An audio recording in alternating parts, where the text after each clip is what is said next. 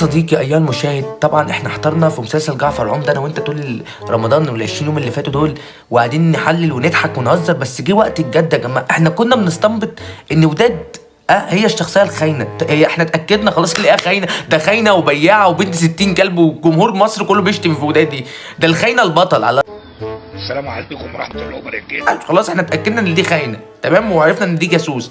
طلع لنا بقى جاسوس تاني، يعني النهارده في الحلقه شوقي قال لوداد ان في جاسوس تاني مين بقى الجاسوس بقى؟ انا شاكك في 4.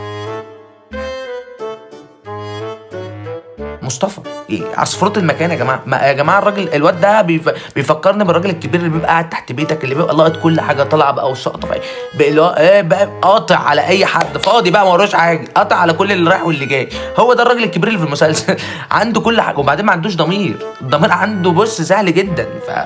انا شايك في الواد ده في نسبه شك بس 40%، يعني مش متاكد. مش ده، لا مش ده اللي هياخد الحته دي، اللقطه دي ما فيهوش الطله بتاعت البطل دي. فيا مشاهد لا ما اظنش. امال ازاي بس؟ ما انا هقول لك ازاي. واحده معانا نرجس العبيطه الهبله، يعني ده عبيطه، ده اخرها بتعه وحته فاهم قطر عشان تروح تعمل عمل بتاعت سفلي، واعوذ بالله واحنا في رمضان، فنستعيذ ربنا كلنا واحنا نجيب سيرتها عشان ربنا يعفو عننا ان شاء الله ويسامحنا.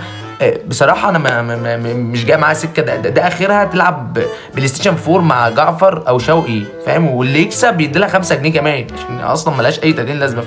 منى فضالي اتفضلي. والله انتوا ناس عسل. معانا هو دلال يا جدعان. بصوا يا جماعه، لما شفت الحته دي بالذات انا فضلت ان احنا اللي عملنا كده. يعني هو قتل ابنها، طب ما هي تبقى ازاي جاسوسه؟ لما راح لها البيت بقى زاد شكي.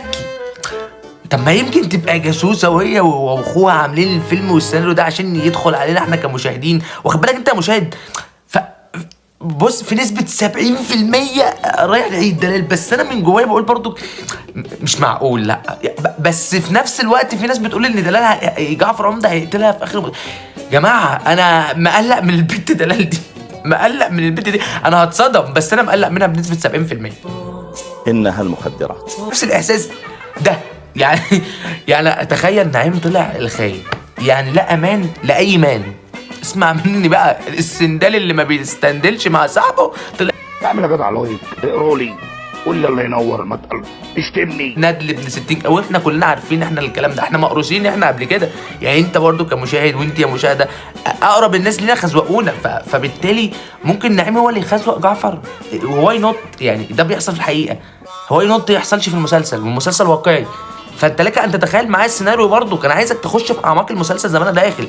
فانا شاكك في الاثنين دول، دلال يا نعيم. انت بقى حضرتك شاكك في مين؟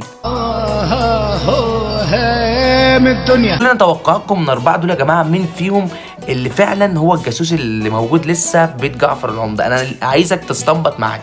وفي الاول وفي الاخر كان معاك اخوكم في الله اللي بيحبكم، اخوكم السعيود. ما تنساش بقى تتابعني على فيسبوك، تيك توك، كواي، يوتيوب. انت هتلاقينا في كل المنصات يا حبيب قلب اخوك.